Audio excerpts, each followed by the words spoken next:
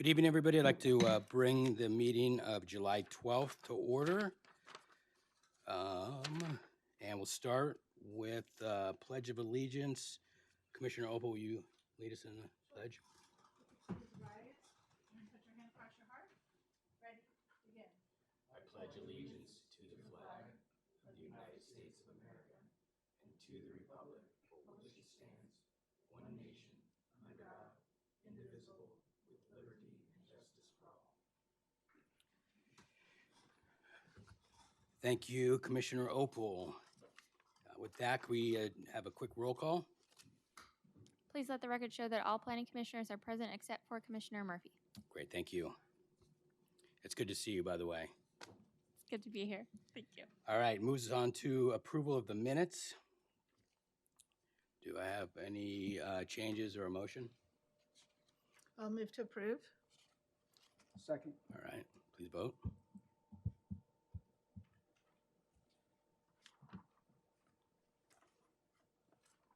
Great, that passes. All right, public comments. Do we have anybody here speaking public comments other than what's on the agenda tonight? No, Chair Nelson. Okay, great, thank you. So in regards to public comments, any person wishing to address the Planning Commission on a subject. Sorry, excuse me, Chair Nelson. We just had a. Okay, perfect. Public Let me comment just take a tonight. quick minute to read this. Under public comments, anyone wishing to address the Planning Commission during the public comments section or on an agenda item is asked to complete a request to speak form that's available at the door. The completed form is to be submitted to the Planning Commission secretary prior to an individual being heard by the Planning Commission. Any person wishing to address the Planning Commission on a subject other than those scheduled on the agenda is requested to do so at this time.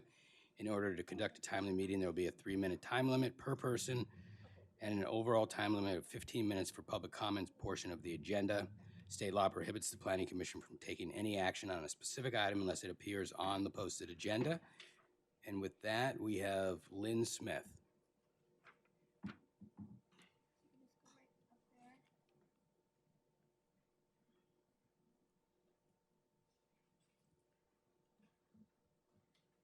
guys just gonna sit down and fill those out so she can speak? You can take those to your seat. Thank you.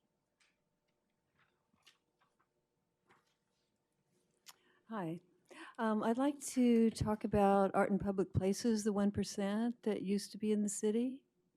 And I don't see any evidence in all the new structures that are downtown. And one project from several years ago was the remodel of the church on Stonehill. The public art place, 2 of them. One was a rock garden, kind of a meditation spot, but it's way in the back, nobody would ever see.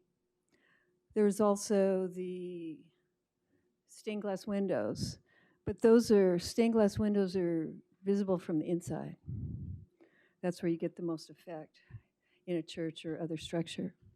So I kind of didn't agree with that, but I haven't seen any evidence of it. I put together a big packet for the city council person, the mayor at that time. I investigated all the art in public places in Newport Beach and San Diego. Newport Beach has a huge program that's up by the city hall, and it's going great, and it's a reason why people come to the city.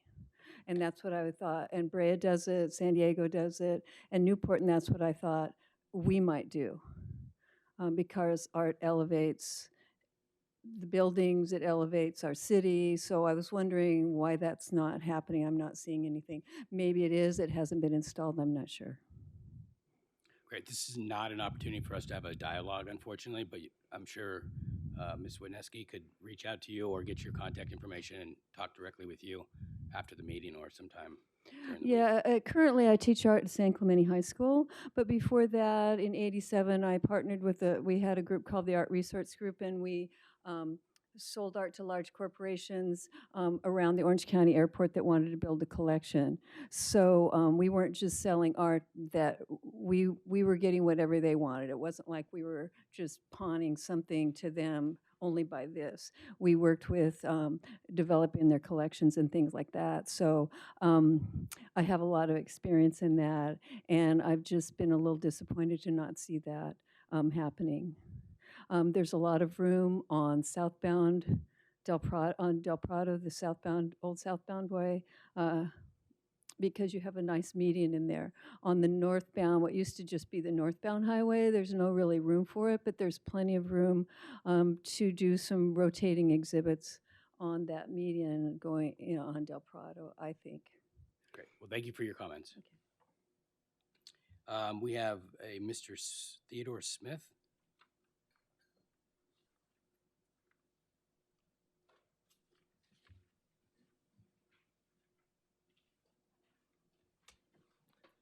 Yes, my name's Theodore Smith. I live at 33991 Nauticus Isle, Dana Point, and I'm here to address the building that's being built or proposed, one house up from where we are. And Is that, I'm sorry to interrupt, is that on tonight's agenda? it's my understanding it was on the agenda. So we'll take public comment for that when that agenda item comes up. Right now, Okay. we're just taking public comment, general public comment. But Okay. for specific projects, each project will have an opportunity for So I public. can wait until after he, Yes, okay. Yep. Thank you. Do we know what item that is, just so I don't lose the slip? That is item number 3. 3. All right, thank you. Okay, with that, we will move on to item C. We have no consent calendar items, which moves us to public hearings. Item number 2, coastal development permit, CDP 20-0026, to demolish a single-family dwelling and construct a 2-story single-family dwelling, and minor site development permit, SDP 21-0003M, to allow retaining walls exceeding 30 inches in height. Do we have a staff report tonight? Yes, Justin Pauly will provide a presentation tonight.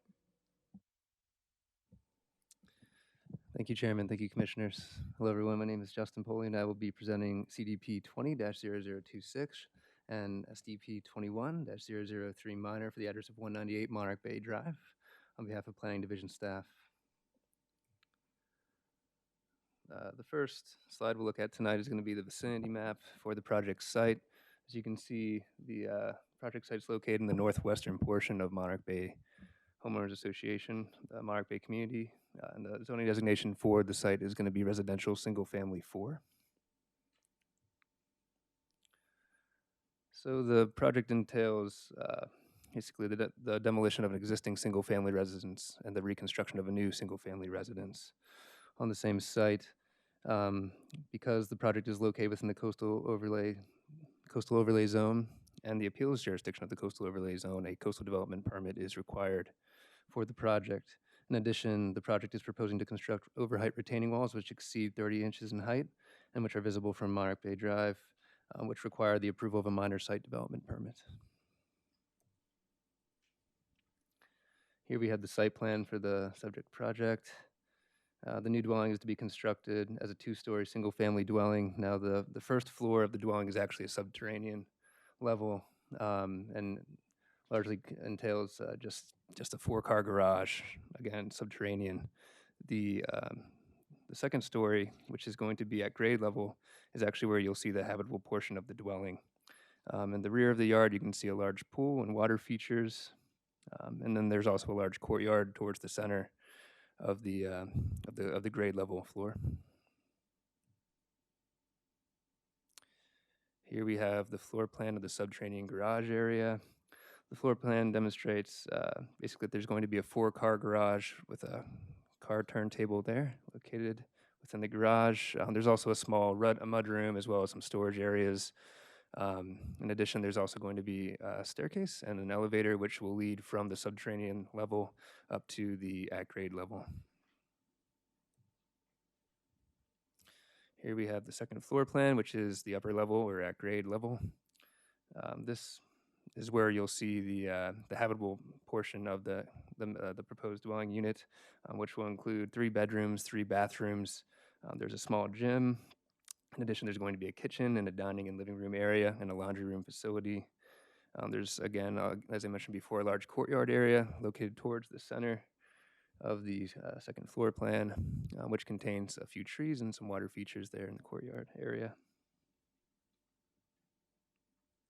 Here we have the elevations for the proposed residence.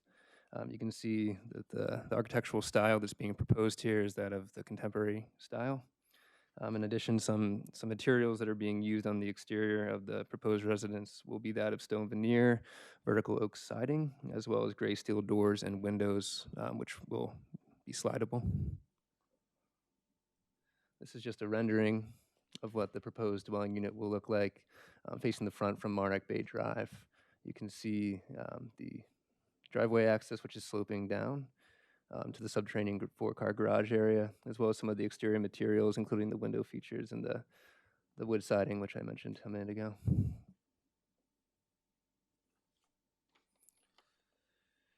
Here we have so in addition to the coastal development permit, we also have a proposed site development permit. Again, this is for the overheight retaining walls. You can see the retaining walls demonstrated in these 2 images here. One is just a building section on the lower portion of the screen, which you can see some of the stone veneer that's being proposed on that overheight retaining wall, again, used to access the subterranean garage, which is just located along each side of the driveway approach. In addition, you can see above that, I've just highlighted in blue the location of the overheight retaining walls, again, providing access to the subterranean garage. This is a development standards table for the proposed project. I won't go over every single development standard, but you can see that they're all being met. They're all compliant with the required standards of the residential single-family 4, which includes setbacks, height, lot coverage, and the parking that's required for a single-family dwelling, which is actually being exceeded. The required parking is 2 spaces, and they're proposing a 4-car garage. In conclusion, the project meets all the applicable development standards of the underlying zoning designation, residential single-family 4. The project has obtained approval from the Homeowners Association, the Monarch Bay Association, and meets all the findings for a coastal development permit and a minor site development permit, Planning staff recommends that the Planning Commission adopt the draft resolution approving coastal development permit CDP 20-0026 and site development permit 21-0003 minor. And that concludes my presentation. I'd be happy to answer any questions at this time. Great, thank you. Any questions for staff from the commission? Commissioner Opel. Justin, I just have an administrative question with respect to the resolution. So in the resolution, like tours, I don't even know what page this is, sorry, page 11 of our docket information, or page 6 of the resolution itself, there are places where it says, like, behind it in parentheses, PLNG or P&WE, so Public Works and Engineering or Planning. Is that something new that you guys are adding to the resolutions, or was that just an oversight on this one? I believe it was probably just an oversight in the report there. To be honest with you, it's just an abbreviation of Public Works and Engineering. Right, I understand, but I'm just saying it's throughout the resolutions. I guess one is reference to planning and one is public, but I've never seen it before. So is this something new that you're adding, or I don't know? This is something we're trying to incorporate into our resolutions Okay. going forward, so we know which conditions are responsible for which division or department in the city. Okay, I understood what it meant, but a lot of people may not, because there's no reference to those abbreviations anywhere in it. So that's all. Might be good to include the clarification. Thank you. Thank you. I don't know if this is an issue or not, but just from an administrative cleanup standpoint, the vicinity map that we got in our binders is different from the vicinity map that was on the presentation. So if we need to, just for public record comment or public record purposes, if we need to clean that up, we should.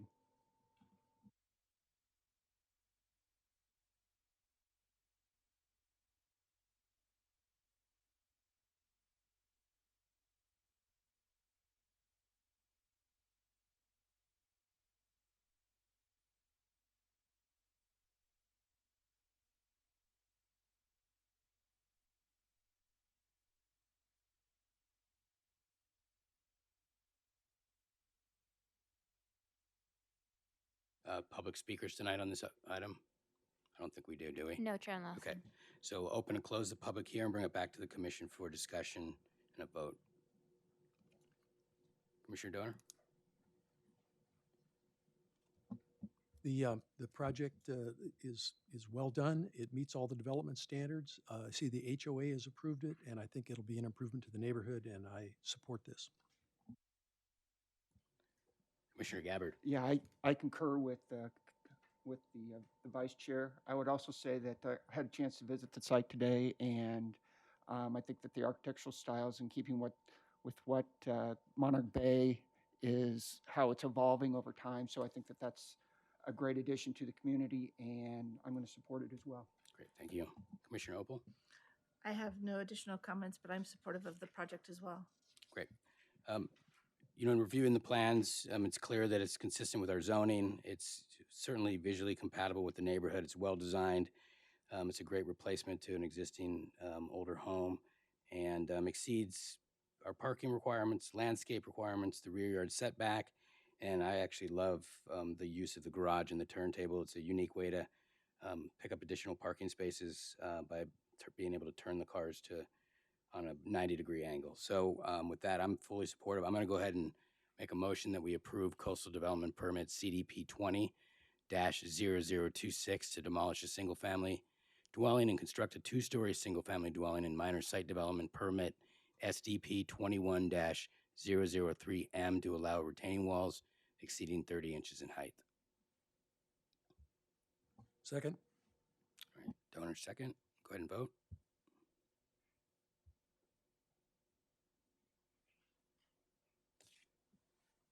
All right, that item passes 4-0. Congratulations.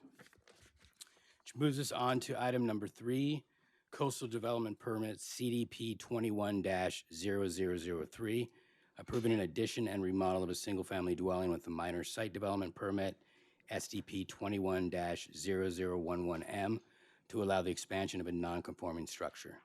Do we have staff report tonight? Yes, waiting for senior planner Danny Giametti to get himself settled.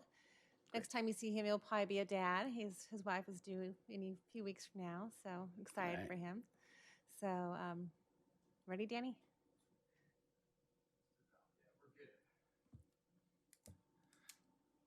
All right. Good evening, Chair Nelson and fellow commissioners.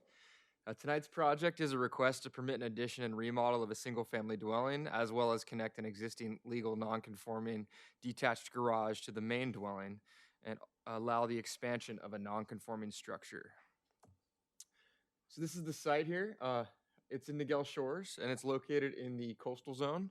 The site is 12,457 square feet. As you can see, it's located near the end of a cul-de-sac on Nauticus Isle. There's some single-family homes that border it on either side, as well as to the, as well as above it, and the commercial center directly above it as well. It's located on top of a slope. It has direct views of the Pacific Ocean, and zoning for it is RSF 3, Residential Single Family 3. There's also an overlying zone of PRD. I'm sorry, it was RSF 4 and PRD 3, Planned Residential Development number 3. So the planned residential development is the overlying zoning, and then there's also the Nigel Shores development standards, which dictate the setbacks and distance from top of slope. The particular tract where the development standards come from for Nigel Shores is the Shore Garden tract, and as I said, they contain specific development standards for that tract. These are the existing site conditions. The existing site has a one-story, 1,371 square foot home with a detached legal non-conforming two-car garage. That's legal non-conforming to the front yard setback. There's also an interior courtyard in the center and a variety of hardscaping and landscaping throughout the site. The original home was built prior to the city incorporation as well as prior to the Coastal Act. This is the topographic and boundary survey. The Nigel Shores Plan development standards, they indicate that the Shore Garden tract is designated with a 0-foot southern side yard setback and a 5-foot northern side yard setback, as shown on the plan here. Those green lines indicate the setbacks. So as you can see on the bottom there, the structure straddles or touches the property line, and on the northern side, there is a setback of 5 feet. For the front yard setback, the required setback is 20 feet. As you can see, that existing garage is non-conforming because it's located within that setback. And then the rear yard setback is dictated from the top of slope. It's a 10-foot setback from the top of slope. So due to the scope of the proposed project and the site's location within the coastal appeals jurisdiction of the Coastal Commission, a coastal development permit is required. Additionally, a minor site development permit is required to allow the expansion of beyond 10% of the existing gross floor area of the existing nonconforming garage. There was a public hearing notice, or I'm sorry, the original public hearing notice included an additional request for an administrative modification of standards, but upon further review, we removed that, so that is no longer part of this permit. So this is the site plan. As you can see, the project does propose additions in the front and back, as well as a remodel. The purpose of the addition in the front is to connect the existing non-conforming two-car garage to the existing conforming single-family dwelling. And that addition, that portion is 404 square feet. And then there's also an addition proposed off the rear of the home of 612 square feet. That results in a total floor area of 2,845 square feet, and this is all a single-story addition. These are the elevations, as well as the finished materials that are proposed on the house. As I said in the previous slide, it's a single-story addition, and the house is a single story. The pitch is a 3/12 pitch, and it results in a total height of 16 feet 1 inch, measured from the lowest finished pad elevation to the top of roof. Based on this pitch, the maximum allowable height is 24 feet, so it's well under. The exterior proposes a contemporary craftsman architectural style. There's a combination of light gray colored sand stucco and stone veneer exterior walls. The roof is a standing seam matte black color, and there's also matte black rain gutters proposed. Openings include matte black trimmed windows and a craftsman entry door. Also a walnut finish garage door is proposed. This is what's proposed for the hardscaping and landscaping. For the hardscaping, there's new stone pavers proposed along the driveway and entry court, and as you can see, also around the side and rear yard. And there's also a new fire pit proposed at the rear of the property, at the top of slope. The landscaping is on the lower sheet here, or the lower part of the slide here. They're not really touching any of the landscaping, so most of it is going to remain undisturbed, kept in place. And if there is any that needs to be refreshed, that'll be refreshed as needed. So this is the request for the minor site development permit. The zoning code allows for expansions of non-conforming structures through the approval of a site development permit, a minor site development permit. This particular structure, on this particular lot, the garage, as I stated earlier, is the non-conforming portion. It's a detached existing non-conforming garage. That garage is non-conforming to the front yard setback. As you can see in this picture, it straddles or touches the front property line, and at its furthest, it is around 8.5 feet from the front property line, where the required front setback is 20 feet. The dwelling itself that's detached from the structure is conforming, so that structure has no issues with the development standards. As I said, the site development permit is for the addition to the non-conforming structure, and what they're doing is connecting the garage to the single family dwelling, and by doing that, that expansion is more than 10%, so it requires a site development permit. The project, or the code also requires that voluntary demolition of structures not be beyond 50% of the total length of linear walls of exterior and interior walls not exceed 50% of the non-conforming structure. Because the garage is the only non-conforming structure on site and no demolition is proposed to it, it's consistent and in line with that code section. As I said earlier, the existing dwelling, although they are demoing walls, that portion is conforming, so that would not be held to the same standard. So therefore, the proposed project is consistent with the basis of approval for a site development permit for the addition to the non-conforming structure. This is the development standards table. As you can see, the project conforms to all development standards, with the exception of the existing two-car garage, which is located within the front yard setback and is being approved with the site development permit. The Nigel Shores Architectural Committee has also reviewed and approved the conceptual design. Staff finds that the proposed projects consistent with the policies and provisions of the City and Dana Point General Plan, the Dana Point Zoning Code, and the Local Coastal Program, and justifications can be made supporting the requested discretionary actions. Therefore, staff recommends the Planning Commission adopt the attached draft resolution approving CDP 21-0003 and SDP 21-0011 minor, subject to the findings and conditions of approval contained therein. That concludes my presentation. Myself and the architect are available to answer any additional questions. Thank you. Great, thank you. Commission, any questions for staff? No. Dan, I've got a quick question for you, just so I understand the garage. So if they expanded the structure, not including the garage, and didn't connect it, they still expanding on a site that's non-conforming, so they'd still be required to go through this process? It's just related to the structure on the site itself. So the garage is the structure that's non-conforming on the site, not the single-family dwelling.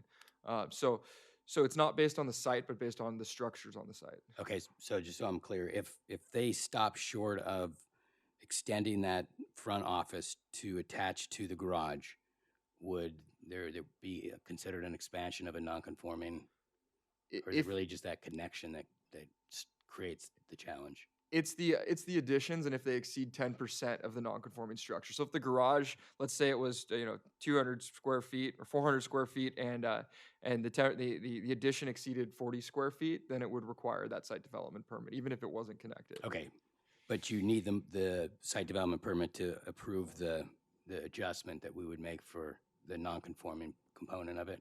Correct, yeah, and it's not an adjustment, it's just a memorialization of the non-conforming structure and recognizing that the additions are conforming. Okay, and then the last question, when you look at the neighborhood and you look at the aerials, clearly there was some approval to build these homes. Is that just because it's an old county approval, and so we just don't have documentation showing how that garage ended up so out with zero setbacks? Yeah, Nigel Shores developed their own, their own planned residential development centers. It was a PRD when it was first built, and when the city incorporated, we recognized a lot of those existing developments through the Nigel Shores development standards requirements.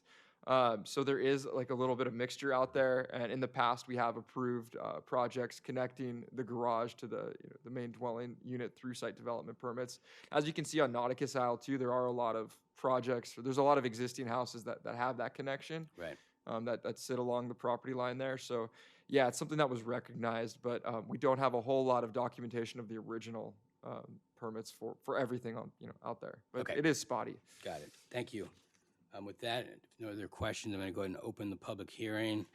I've got one speaker, Theodore Smith. Please.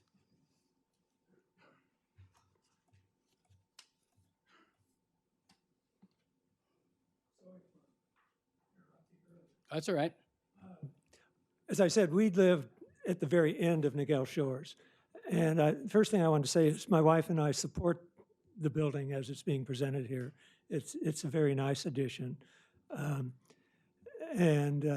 Our main concern, there was some confusion when I talked to Karen Decker at Nigel Shores over the area between the house and the garage. I think that in the plan that I saw, it was called an office, and then there was an extension, an increase in the height of the garage. And that's fine. I mean, it looks nice. My concern is whether there's any plan to evolve these into some type of apartment unit.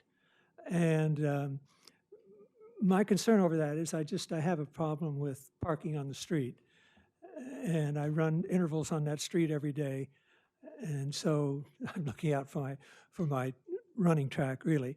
But as long as we're dealing with a situation that doesn't involve any apartment unit that would require additional parking on the street, we're 100% in favor of the project as it's being presented there.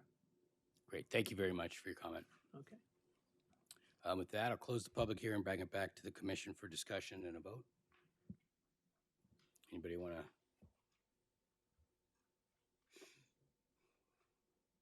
Commissioner Opal?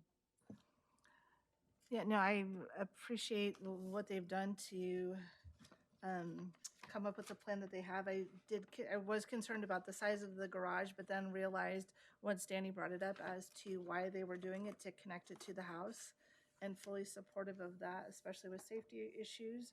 Other than that, I don't have any comments. Thank you, Commissioner Gabbard. Yeah, I concur with Commissioner Opal. I would also say that I think it's a great addition to the community. I think that the architectural style is in keeping with what the rest of not only that cul-de-sac, but many of the other cul-de-sacs in Niguel Shores has. So I'm supportive as well.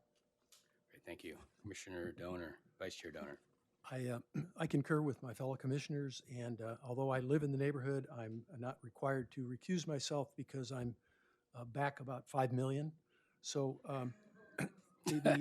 it's going to be a great addition to the neighborhood, and I'm fully supportive. Great, thank you, Vice Chair Donor. I'm probably then 8 million behind you. And I concur with your comments and my fellow commissioners. Honestly, I was taken aback at the high quality of the design. Not that we don't always see high quality, but really well done design here. It's going to look great in that neighborhood. It's going to be a really nice upgrade. It's visually compatible. It's well designed, and I'm in full support. I think the nuance with the garage is a tricky one, and we obviously don't want to remove garages or parking. So I'm in full support tonight, and would love to get a motion from somebody. I'll make a Commissioner Gabbard. motion to approve the coastal development permit CDP 21-003, approving an addition and remodel to a single-family dwelling with a minor site development permit SDP 21-0011 minor to allow for the expansion of a non-conforming structure. I'm going to go ahead and second that, but I do want to make one quick comment to address Mr. Smith. Appreciate you coming out and speaking. Nothing we're doing tonight is going to permit anything other than a single-family home, and we're not expanding the operation nor approving any type of apartment or rental scheme. So that was reviewed, and I didn't want that to be lost. I'm going to go ahead and second that motion.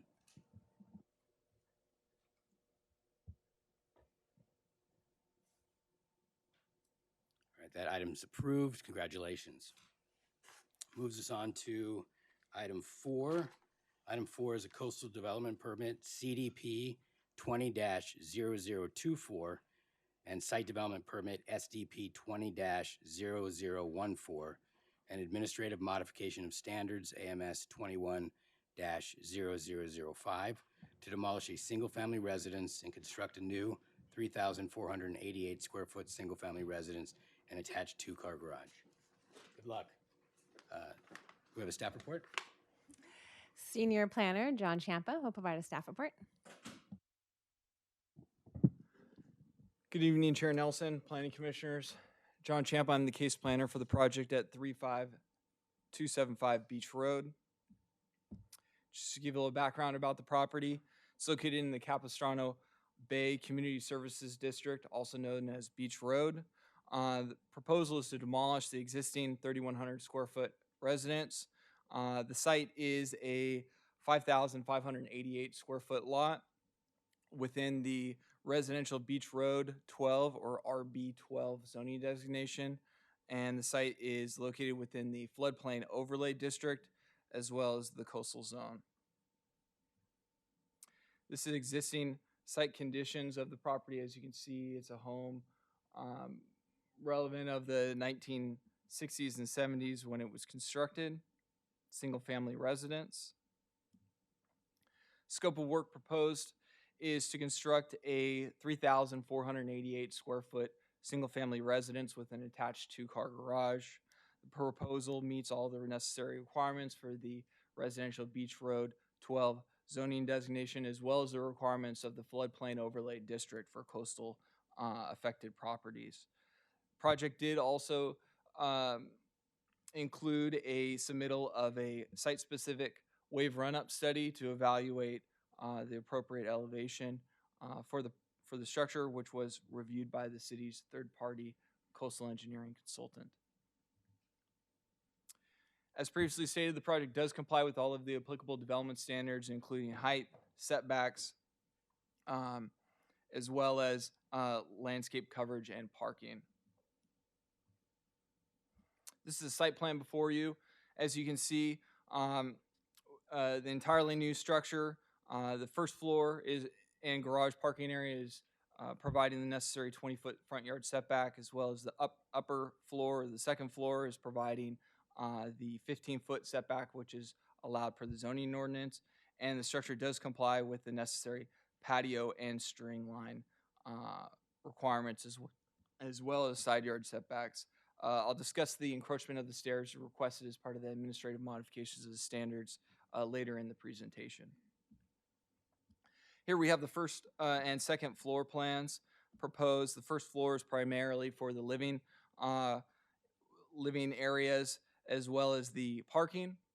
And then on the second floor is primarily the bedrooms. We have a total of 4 bedrooms and 5 bathrooms as part of this application. Here we have the front and rear elevations of the structure. As you can see, it's a coastal contemporary design. As you can see here listed in green, we've illustrated the base flood elevation, which is at 21 feet, as well as the overall height of the structure, which is in compliance at the 28 feet height requirement. So no habitable space is located below that green line. Only the garage is located below the base flood elevation. Here we have profiles of the home. As you see the left and right view, and you can see that everything is elevated above the base flood elevation with the exception of the rear deck and the garage. The rear deck is limited to an elevation of 30 inches above the existing grade of the patio string line, so that is in compliance with that. Project is in compliance with all of the necessary requirements associated with the coastal development permit, that it conforms to the city's local coastal program, as well as all of the applicable development standards and public access requirements, and that public access is in existence at the Capistrano Beach Park to the north of the property, as well as the infill development does not result in any impacts to public recreation or environmentally sensitive habitat areas. The requested site development permit is necessary for development within the city's floodplain overlay district. As previously stated, a site-specific wave run-up study was completed to determine what the appropriate base flood elevation is. Now that also took into account sea level rise over the anticipated life of the structure, which determined the elevation to be 21 feet. As also stated, all of the habitable areas are located above that necessary base flood elevation point. The requested administrative modifications to the standards is to allow the lowest stair to the seaward deck to encroach 6.75 inches into the structure string line for a total width of 4 feet 8 inches in width. So as you can see, that's the highlighted area here in red. The challenges associated with this is that, as previously stated, the deck is to have a maximum grade above the existing grade of 30 inches. And then on the flip side of that is the maximum grade for the house for all the livable areas is 21 feet. So you've got this delta, and so the only way to combat that is to have a number of steps to get down to that back deck. And so the stairs have been pulled into what would have been the allowed habitable area.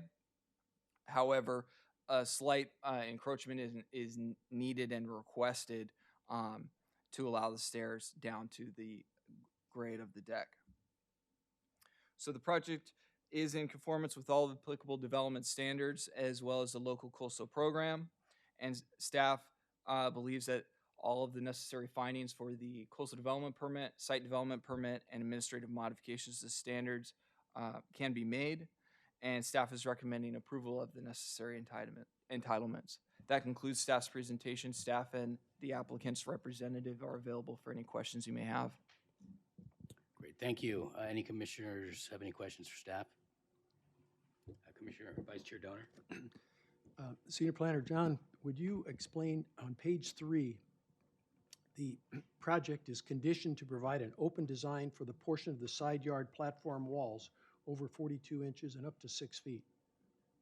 What does that condition mean? So the condition is because the structure is required to be elevated above the base flood elevation, which is 21 feet. The existing grade is somewhere around 16 and a half feet. So it creates this elevated platform for where the wall will begin. So it's already significantly above grade. So to reduce the amount of visual impact to the adjacent property owner, staff felt like it was most appropriate and compatible with the adjacent structures which are not elevated above the base flood elevation to have some kind of an open enclosure design to achieve some level of privacy to the property owners, as well as limit the vertical mass to the adjacent property. So staff felt like that was an appropriate application. And how much of the living area was taken to accommodate the stairwell? Because you said some of the living area was taken to try to maximize limit the amount of request over on the stairway. I would say approximately 4, maybe 5 feet. The applicant can maybe speak to that a little bit, but they did have to suck that into the habitable area to accommodate those stairs down to grade, because the stairs are not allowed to project beyond the structure string line. Thank you. Commissioner Gabbard? So on page 6 of the staff report, the 6.75 feet should be 6.75 inches Correct. for the string It line. should be inches, yes. Okay. That would be a miss. And I looked at 271 today as well, and it looked like their first floor elevation was at least 4 feet, if not 5 feet above the existing first floor elevation for 275. So I understand what we're trying to do, but I think the house to the west has already been elevated. So I just want to clarify that. Correct. It has been elevated, not to the new requirements factoring in sea level rise. However, Okay. yes, it is. It is elevated, just not to what the current regulations require. Okay, thanks. Commissioner Opal? So, good evening, John. On the table for the compliance development standards, you address the east side structure string line, but on the west side, it says the requirement's 103 feet and the proposed is 99 feet 2 inches, and it says it's compliant. So is that 103 foot maximum?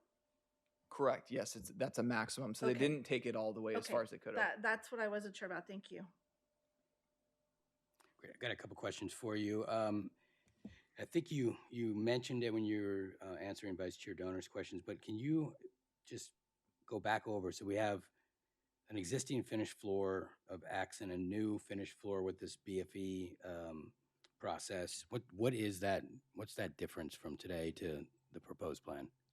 So today, I think it's approximately 17 feet is the finished floor for the existing house. So the new finished floor, which is the lowest that they can provide based on the base flood elevation that's been determined, factoring in sea level rise, is 23 and a half feet. So we've got a delta of 3.5 feet. Okay. And so in the studies that were prepared, so you have the BFE process and the wave run up, does the outcome change lot by lot, or is it the same across the board? It might change slightly depending on the depth of the lot and the slope of the lot and the slope of the lot. There's a lot of homes along Beach Road that are very deep. This is one of the deeper ones. However, there are some that are very shallow. So the context of the site is definitely a factor in determining the wave run-up analysis and the establishment of the base flood elevation. Would you say it's akin to how we do bluff setbacks, where each lot has to have an individual survey and the bluff top setback varies depending on location, basically? Very Correct. similar? Yeah. Every Okay. every new home on Beach Road is required to have a site-specific wave run-up study. Okay. All right. That, I think, answers my questions. Any other questions for staff? Yeah, I Commissioner just want Gabbard? to clarify something. According to the section's detail on C3, the finished floor elevation is 22.5. Okay. Yeah, Thank so you. it's actually a foot lower. Oh, yes. Thank you. All right, with that, we'll open up the public hearing portion of this, and we've got a couple speakers here. We'll start with, apologize if I butcher this, Debbie Crot. I can't read the last part here. Sorry about that. Debbie Cruttenden, and we are, my husband Walter and I bought the house to the west or to the south of the Mercian residence, and we are the house. It is elevated more than the existing house, but my understanding is they're going to be elevating it at least a foot more than our house is elevated. And we're new to the neighborhood. We bought less than a year ago. And actually, I want to go on record as saying the Mercians are very nice people. It looks like they're going to build a nice house. We don't know all the rules, but we'd like to keep as much of our view and privacy on our patio as possible. We realize our light is going to be affected and our privacy going into our house. We understand that. That's not an issue. But if they could minimize the amount they push out the house and minimize the new proposed walls, we would greatly appreciate it. My husband had a chance to meet. I haven't seen the plans as much in detail, and he did see them a little bit more than I did. So that's really all I have to say. Great. Thank you very much for your comments. Next up, we have Ernest Klein.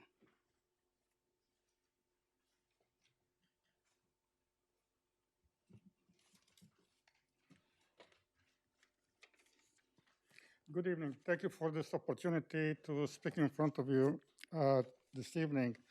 I'm the homeowner just to the south of this property, which is the old Spanish adobe home built by the Doheny family.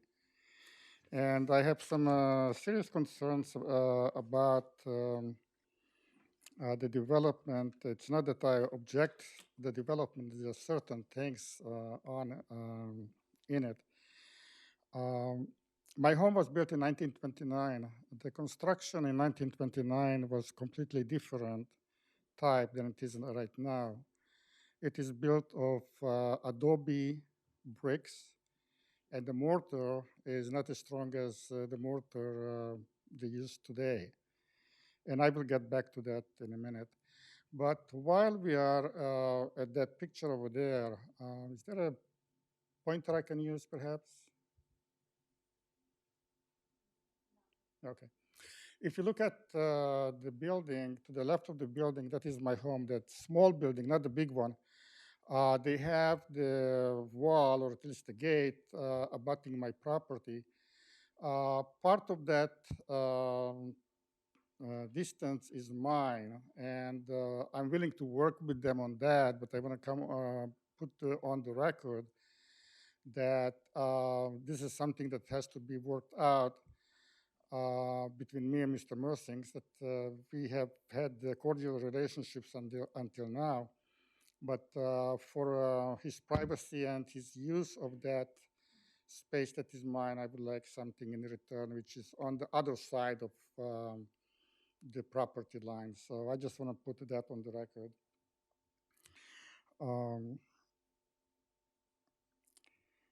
The second point, I think there was alluded to it.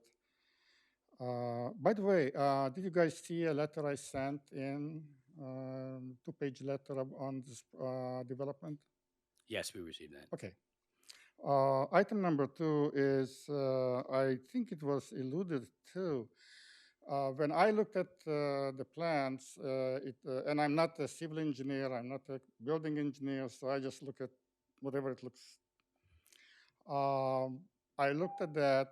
It looked to me like you have a 5-foot elevated floor, and above that you have about a 6-foot wall, and of course that would obstruct view and sunlight into my living space.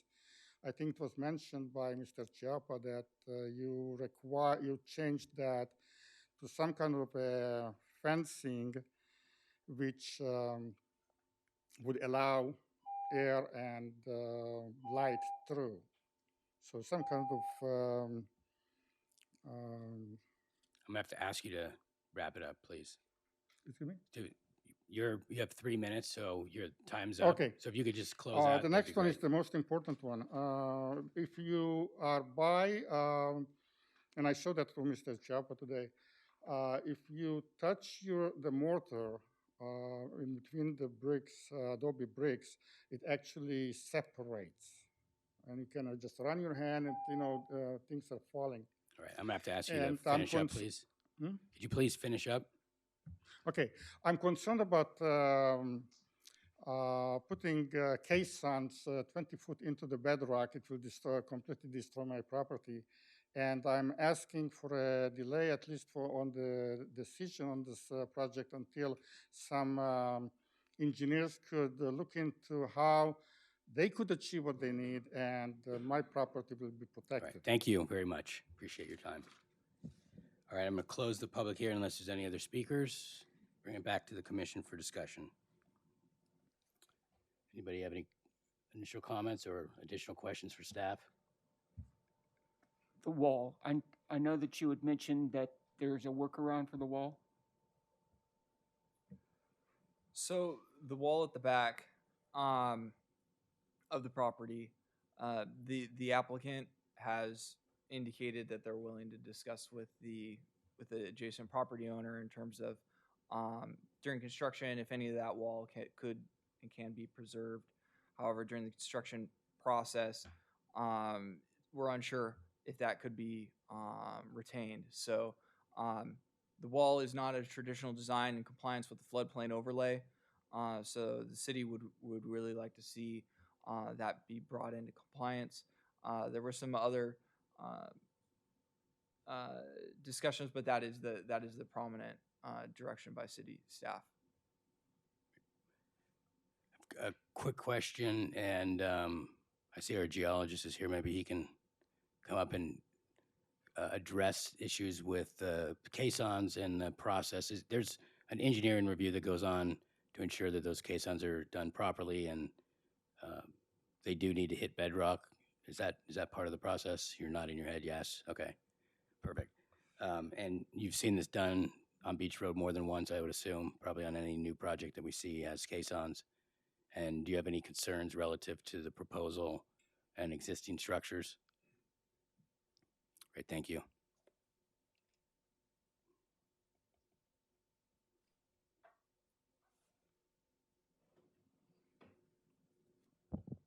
Just for the record, no, we have seen this done on all beach road homes are required due to the floodplain to be supported with caissons. They're similar relative depth of 40 feet or so into the bedrock.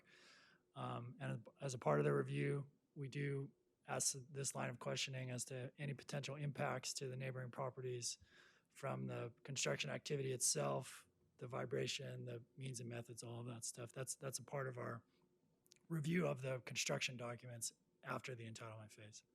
Okay, perfect. Thank you very much. Any other questions? Okay, thank you.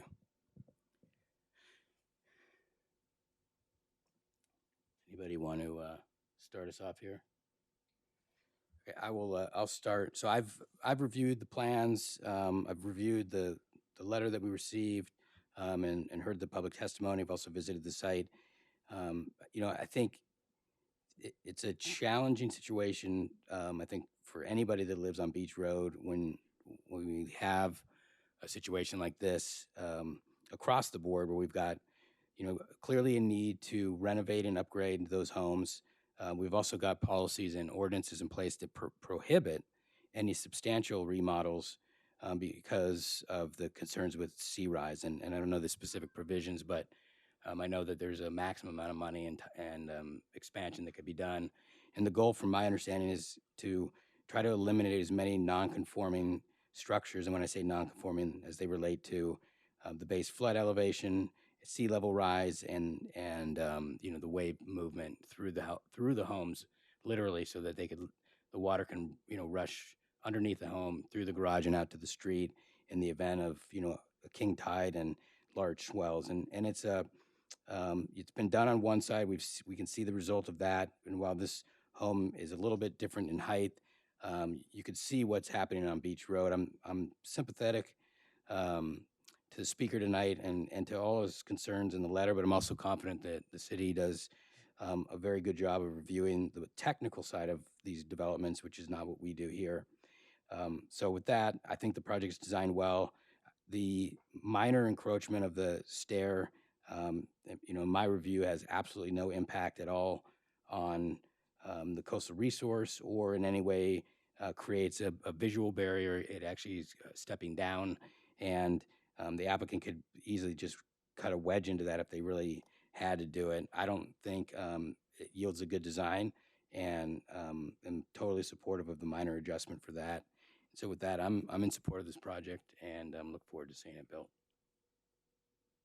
Commissioner Opal. I think Eric made all the comments there, so no, I follow along with what he said on all of the technical issues with respect to the design and the potential impact to any of the neighbors there during construction. But this has been done in the past, and the city has been very respectful in their review and making sure that everything is done properly to prevent damage to the adjacent homes. So again, I am fully supportive of this. Commissioner Gabbard. Yeah, I'm supporting as well. I think that at least the small number of beach road projects that I've seen, I always feel like we're trying to jam a square peg into a round hole, and there's just always a bunch of nuances in each one of these. And I appreciate the applicant's willingness to work with their neighbors on this the wall issue, and but at the same time, I think if there's going to be any long-term survivability to inhabiting Beach Road, it's going to have to, we're going to have to bite the bullet and get these houses elevated. That's the only way it's going to work. So I'm going to support the project.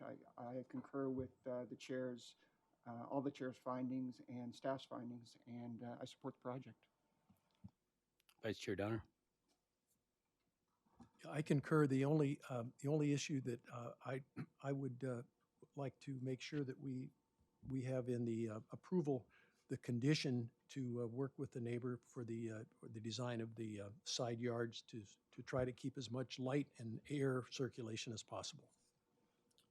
Well, you almost made a motion there. Certainly, I'm looking at my notes, which says add a condition allowing staff to approve minor changes to address the neighbors and accommodate changes that come out of those discussions, so they don't have to come back. So, I move that we approve coastal development permit CDP 200024, site development permit SDP 210014, and administrative modifications of standards AMS 210005 to demolish a single-family residence and construct a new 3,488 square foot single-family residence and attached two-car garage at 35275 Beach Road with the provision previously stated.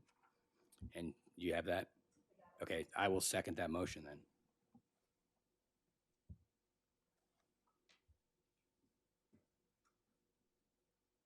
And that item passes. Appreciate all the neighbors coming out and speaking, and look forward to the continued dialogue between the neighbors. So we'll move on to the next item, which is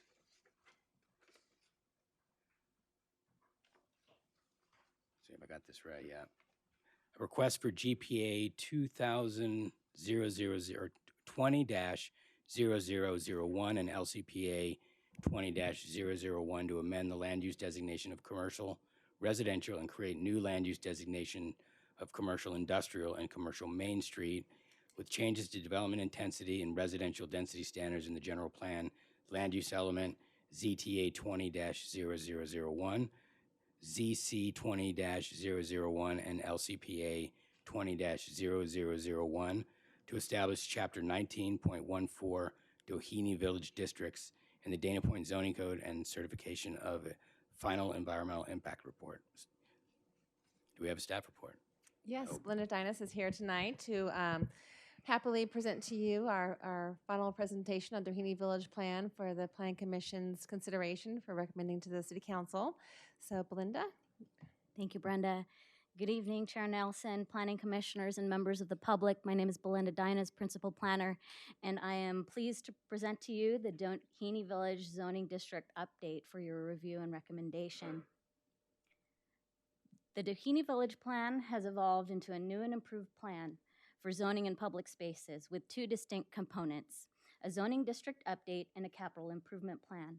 The zoning district update is a rezoning effort to establish a new chapter in the Dana Point Zoning Code with development standards and land uses specific to the village, which is the focus of this evening's Planning Commission review. Here is a vicinity map which shows the project area and the boundary for Doheny Village. The village is approximately 80 acres, and the project area is bound by the railroad track to the west, City of San Juan Capistrano to the north, and the Pacific Coast Highway Interstate 5 off-ramp to the south. The project area is entirely located within the Coastal Overlay District, or the Coastal Zone, and partially located within the Floodplain Overlay District. No changes are proposed to these designations. Since city incorporation and for the past 30 plus years, there have been numerous attempts to develop a land use plan for the village. It became evident that the current general plan and zoning ordinance adopted in the 1990s have not been effective in guiding development for Doheny Village for the past 3 decades. Many existing properties developed under county jurisdiction are non-conforming to the city's current codes. After the city received concerns with the draft form-based code, it was crucial to listen and learn from the village residents, property owners, and business owners. Stakeholders sought to ensure that the entire planning process for the Doheny Village Plan is one that is driven by the community. I'd like to emphasize that a significant amount of public input went into the development of this zoning district update. Beginning in October 2017, the Doheny Village Merchants Association, village stakeholders, residents, and property owners and city staff collaborated to inform, consult, involve, and empower community members in the visioning and land use planning process. Stakeholders reviewed the city's general plan for goals and policies specific to the development in Doheny Village, with the intent of creating a plan that was in keeping with these very policies developed back in 1993. The goal of this planning process has been to prepare land use regulations and development standards that create a more appropriate framework for the village into the future. Here are additional photos from those outreach efforts. In March 2018, the City Council adopted these guiding principles for the Doheny Village Plan. The following principles shown on this slide were developed by the community and have served as the baseline for the proposed land use and public improvement recommendations. Specifically, this project aims to adopt zoning that aligns and respects existing uses, keep jobs and services in the community, offer incentives for rehabilitation and new development, preserve character, and enhance vitality in the village. The City Council also directed staff to continue collaboration with stakeholders in a working group, which was formed in July 2018. The group was tasked with developing the zoning code and the CIP in a series of regular monthly meetings that were open to the public, noticed on the city's calendar, and publicized on social media. During these meetings, stakeholders brought forth their analysis of site conditions, and they provided recommendations of revisions to the city's existing zoning code. Even in 2020, the group transitioned to virtual meetings for project updates and proposed changes to the plan. This spring, a big effort was organized to engage the greater Dana Point community to learn more about the Doheny Village Plan, and a comprehensive engagement strategy was developed by the working group and city staff. A dedicated project webpage for the Doheny Village Plan was continually updated on the city's website for resources and links. In April and May, for 3 weeks in a row, the city hosted 1-hour virtual office hours with city staff in online Zoom meetings, which provided an open forum for people to ask questions and provide feedback on the plan. We have a separate playlist for Doheny Village on the city's YouTube page, which features pre-recorded presentations and video clips about the Doheny Village plan. On Saturday, June 6th, a pop-up community workshop was held in Doheny Village and was well received by attendees. An information booth on the Doheny Village plan included visual boards, handouts, and comment cards available on the draft EIR. In May, the Planning Commission held a study session and a community workshop on the zoning district update. Through opportunities to engage with officials in public meetings such as this, the public can provide written comments or attend and provide comments in person. All meeting dates will be posted on the city's calendar and sent to those on the interested parties' email list. Lastly, there was a social media marketing campaign dedicated to the project to solicit input and feedback on the draft zoning district update and the draft EIR through front page articles, public notices, and digital ads in Dana Point Times, Instagram, and Facebook updates. The ideas for this public outreach plan would not be possible without the contribution of the working group and the Doheny Village Merchants Association and the immense work that they did to complete and develop the zoning district update. The zoning district update involves modifications to the land use documents governing Doheny Village specifically. No development projects are proposed in this update. The update requires a general plan amendment to modify the definition of commercial residential, add land use designations of commercial Main Street and commercial industrial, and changes to floor area ratio and residential density. The zone text amendment adds a completely new chapter, Chapter 9.14, Doheny Village Districts for land uses and development standards that are unique and only applicable in the village. The zone change modifies the actual zoning districts on the adopted zoning map. And all of these changes require a local coastal plan amendment, subject to Coastal Commission approval. An environmental report, or EIR, was prepared for the project in compliance with the California Environmental Quality Act, or CEQA. Here's the proposed land use map of the general plan, which identifies various land use designations by area and the applicable floor area ratio and residential densities to be modified. It was determined that existing properties are non-conforming to what is currently allowed for floor area ratio and density. Therefore, the changes that are proposed are intended to reflect current development as well as desired urban form in the future. The update in its entirety was reviewed for consistency in compliance with the city's general plan. No changes are proposed to the land use element Goal 7 and policies 7.1 to 7.7, which continues to provide a solid foundation of the community's intended outcomes for development in Doheny Village. Early in the visioning process, community stakeholders highlighted that Doheny Village is home to existing residents and a variety of housing types, which includes multifamily, mobile homes, affordable housing, and live-work units, which is unique to the village and should be preserved and enhanced. If adopted, this update is a critical component to the city's 2021-2029 housing element update to identify potential capacity for the city's housing goals. The proposed code includes incentives and a housing overlay for potential residential development. For purposes of the project's consistency with the general plan circulation element, the zoning district update was analyzed for both level of service, or LOS, and vehicle miles traveled, or VMT, for purposes of CEQA. A summary of that analysis can be found on pages 5 and 6 of the staff report. As such, city staff will continue to monitor potential traffic impacts as development applications within the project area are received and reviewed. The zone text amendment involves the creation of a new chapter 9.14, which was drafted to achieve an integrated neighborhood serving business and residential environment. Doheny Village identifies as a unique eclectic area with many long-standing industrial, mixed-use, and commercial businesses, as well as a variety of housing. Proposed development standards are based on the area's historical pattern of development, specifically properties developed under County of Orange jurisdiction. Working group members researched and surveyed site-specific conditions on a neighborhood scale to identify legal non-conforming structures and desired urban form.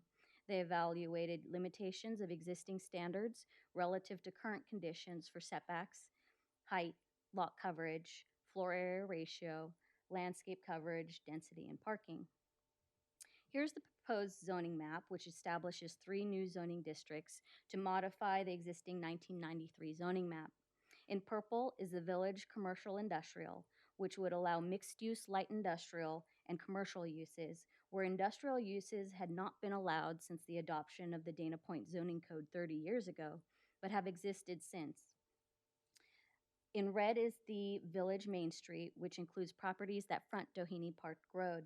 There are some existing properties with residential on upper floors, and so the intent is to allow mixed use rather than the existing zoning standards for big box retail.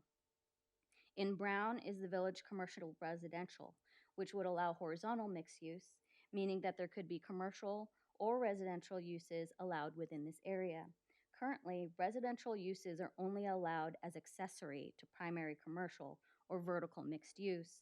Existing residential properties wanting to improve and expand are currently limited because of their nonconforming status. At present, there are no changes proposed to the community facilities and recreation zoning districts. However, the city recognizes that a separate specific plan has been initiated at the Capistrano Unified School District bus yard site. A local coastal plan amendment is proposed to change the zoning districts, modify district boundaries, and revise the provisions of the Dana Point zoning code. Amendments to the land use element of the general plan and the Dana Point zoning code must be certified by the California Coastal Commission as an amendment to the 1996 local coastal program. Doheny Village in its entirety, as I mentioned, is located in the Coastal Overlay District and partially within the appeals jurisdiction of the Coastal Commission. Following City Council, City staff will then submit to the California Coastal Commission for an LCPA for their decision. A final environmental impact report was prepared for the proposed project, which includes the draft EIR, a response to comments, an errata, and a mitigation monitoring and reporting program. A total of 15 comment letters were received on the draft EIR, and a response to comments was provided to those agencies and individuals who submitted letters. The errata includes minor edits to the draft EIR, including clarification on the 1996 local coastal program, public utilities on wastewater, and the inclusion of the final text of all proposed land use amendments. The mitigation, monitoring, and reporting program specifies mitigation measures specifically for tribal and cultural resources, geology and soils, hazards and hazardous materials, transportation, air quality, and noise. Staff recommends that the Planning Commission review the proposed project, receive public comments, and adopt the draft resolutions to recommend City Council approval of the Doheny Village Zoning District update. With that, I would be happy to answer any questions you may have or provide clarification on the project. Our environmental consultant, Mr. Eddie Torres, and Ms. Frances Yao from Michael Baker International are also available to answer questions on the EIR. Thank you. Great, thank you. Commissioners, any questions? Commissioner Donor? First off, congratulations, 27 years. Seems like yesterday. Just one question on the on page 5, the circulation element. What is the difference between traffic delay versus vehicle miles traveled as we're comparing those two elements?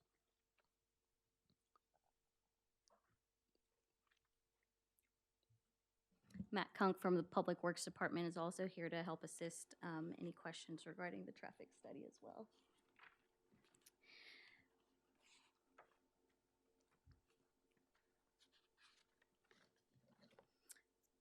All right, so as of January 2020, the state of California requires that environmental review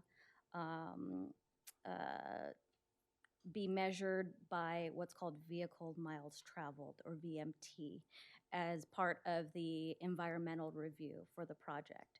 And so because we had initiated the environmental review in March of 2020, we had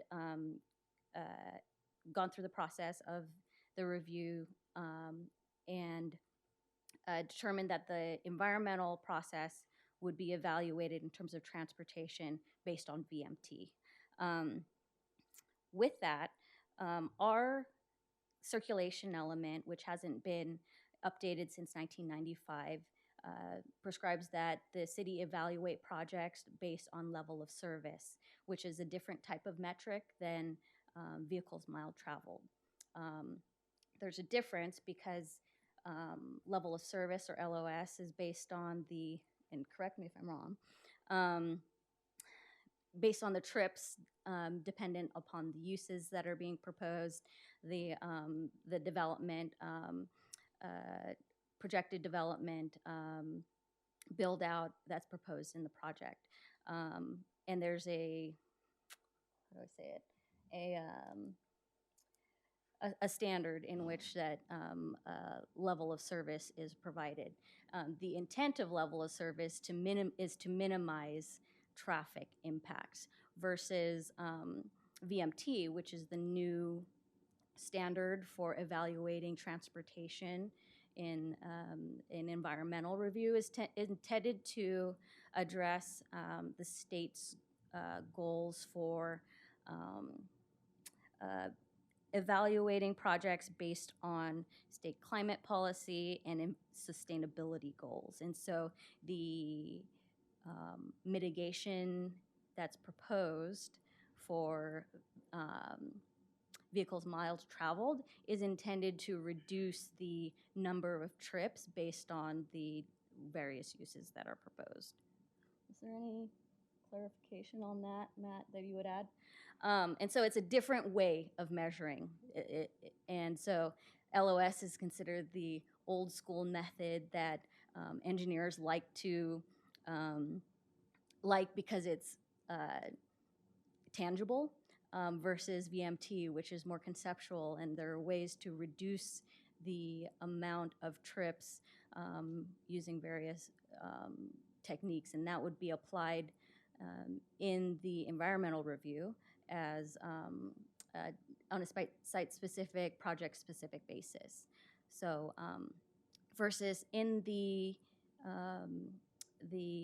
LOS analysis, that particular traffic impact study looked at the build-out of the project for Doheny Village at year 2045, what kinds of traffic impacts the proposed plan would have if everything in the plan were to be developed the way that the plan calls for.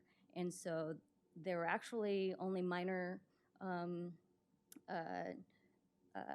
roadway intersections, three specific sections that were identified in the staff report and in the TIA, where there are certain improvements that are proposed to help alleviate that in the future should the project near build out for Doheny Village and other cumulative projects throughout the city as well.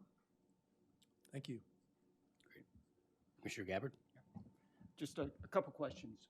One, and this is not only for you, but it's also for Jennifer and Brenda.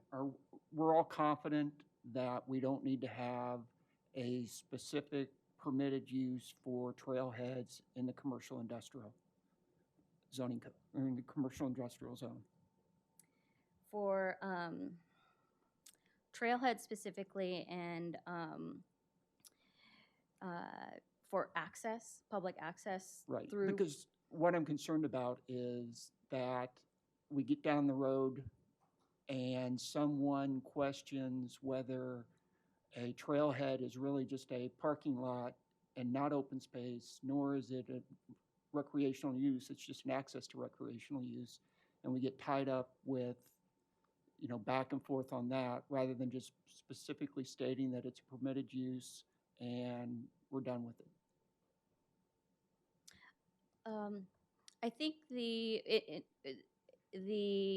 village commercial industrial section identifies under recreational uses specifically, um, uh, public recreational amenities of that nature, not specifically trailheads. The capital improvement plan is trying specifically addresses potential linkages for trails in the commercial industrial zone. Those trail connections are proposed within the public rights of way, and so it wouldn't affect the zoning designations on private property per se. But it is an allowed use, and that is something that we could provide clarification on, but generally speaking, it would fall under public um, public recreational amenity. You okay with? Yeah, I concur with Belinda's assessment that any type of trail facility located in the public right-of-way would be amenities that would be permitted within the public use.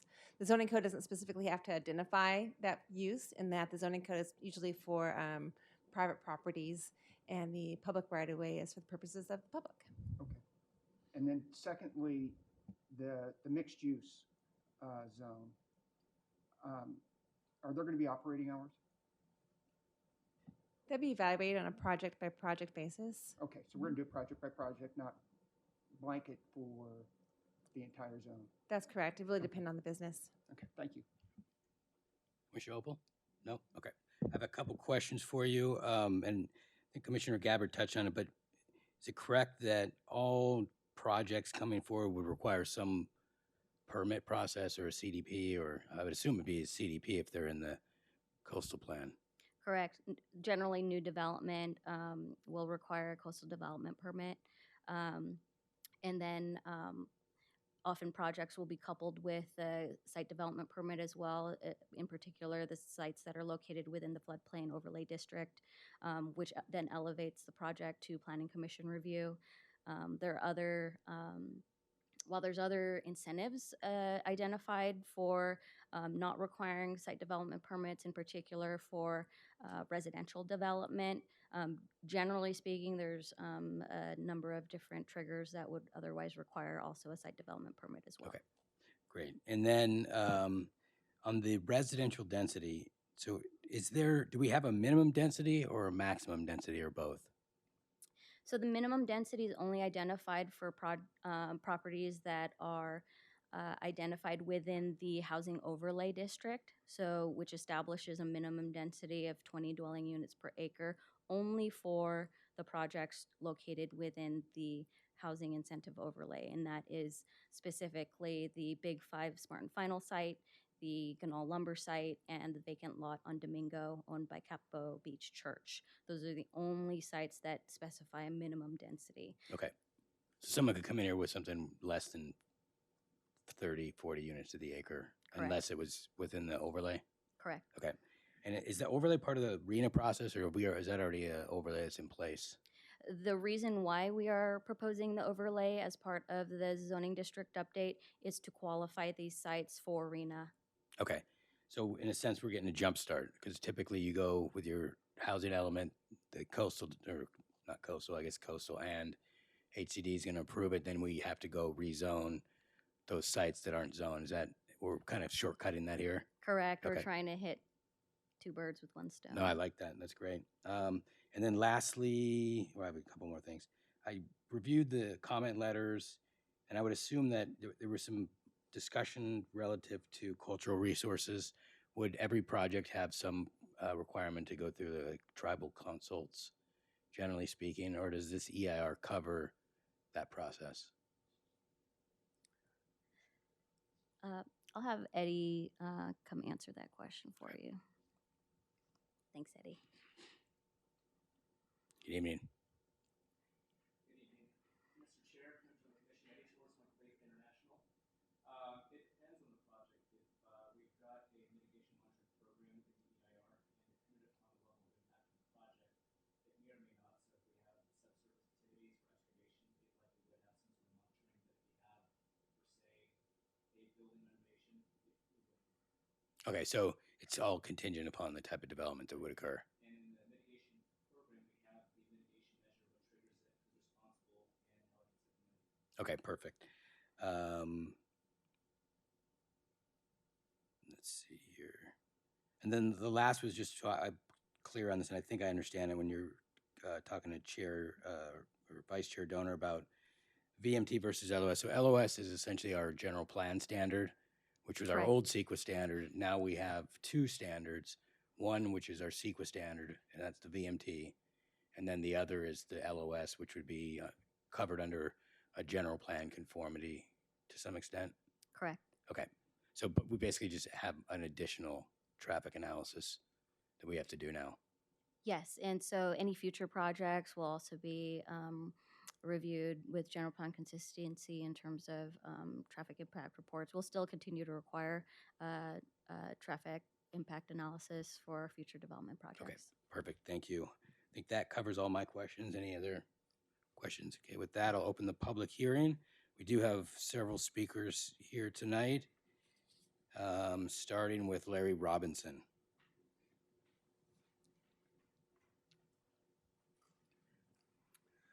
Thank you, Commissioners.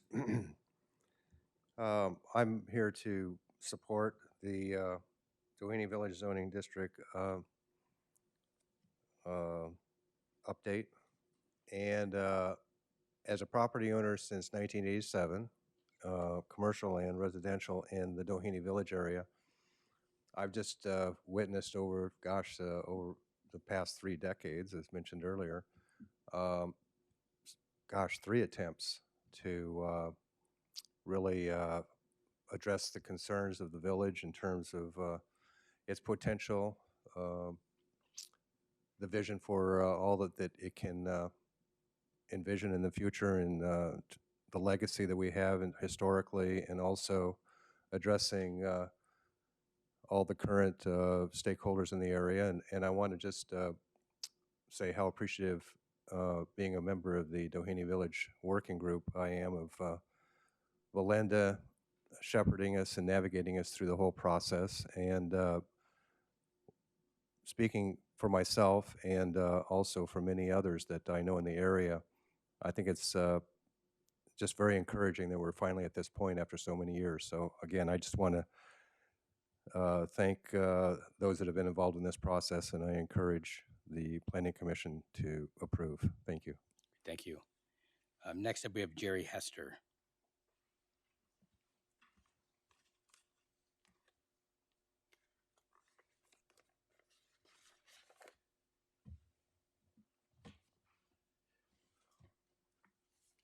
Hi, my name is Jerry Hester, and I have property and a business in Doheny Village at 34192 Camino Capistrano.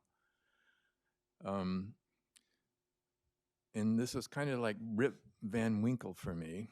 Last week, I got a letter at home and then another one at work that got my attention about some zoning changes and stuff like that. So I called the phone number and I ended up talking to Belinda, and then she gave me some recommendations, some links to some videos. I watched all the YouTube videos and stuff. And so I came here from work and I went into one of my files, and I do have the City of Dana Point Council meeting, City Council Chamber, Pledge of Allegiance, call to order, these different documents, the Doheny specific plan and all of that stuff, and agendas. But these are all dated in 1992 and 93. So what I said to Belinda, it was the first time it was like a time warp when she said, well, we're trying to make everything permitted that like it used to be or should have been. And I said, well, I think I'm already permitted. I already did that a long, long time ago with the city, but apparently not.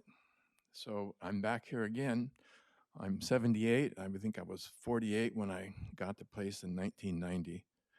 So here I am back kind of talking about the same stuff again. My property,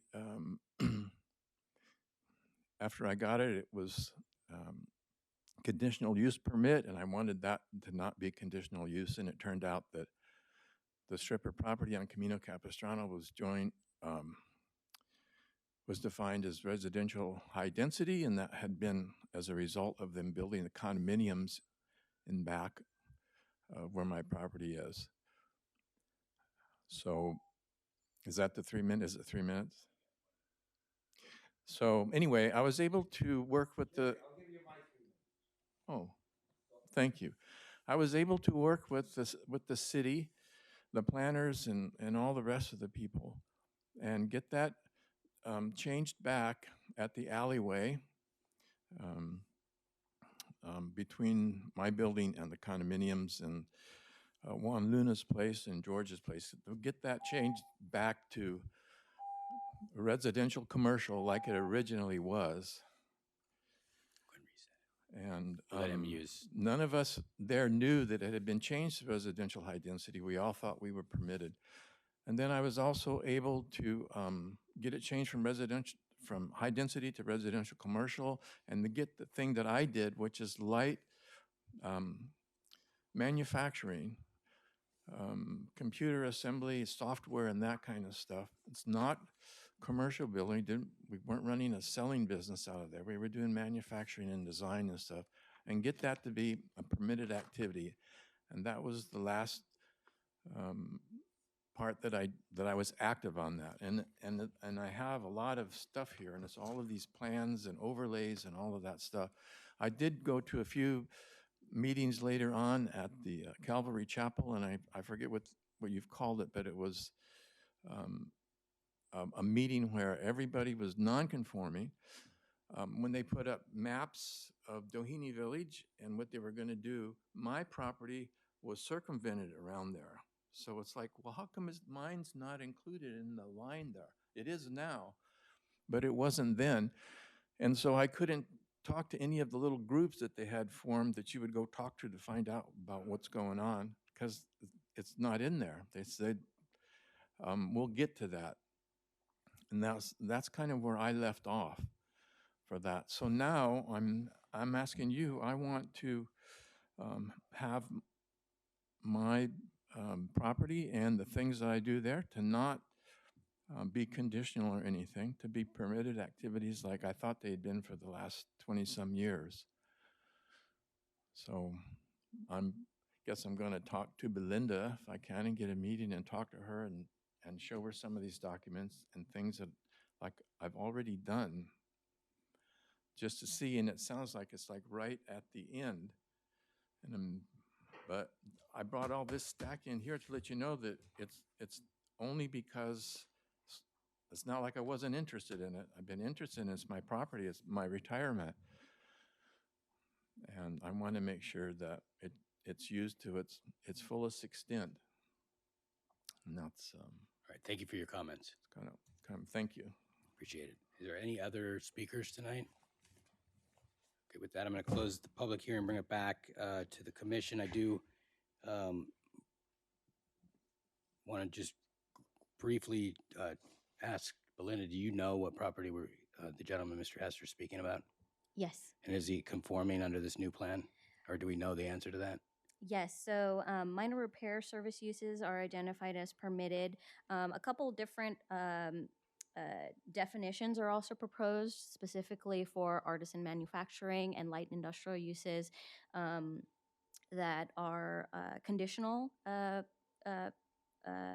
in the village community residential, or excuse me, commercial residential district. And so specifically his use is permitted by right. Okay, and when you say conditional, that would be for new uses. So anything that's currently happening down there would be legal, not need a use permit, but any new business would then need one if it was in that category. Is that fair? Correct. Okay, so nobody gets shut out at this point, would be my Absolutely understanding. not. Okay, great. Well, hopefully that answers your question. We don't typically do back and forth, but clearly you've got a mountain of paperwork there, and I can appreciate your concern and would suggest just touching base with Belinda, and she can walk you through the particulars. Great. So with that, I'll bring it to the commission for discussion and any other comments, questions, or ultimately a motion? Commissioner Opal?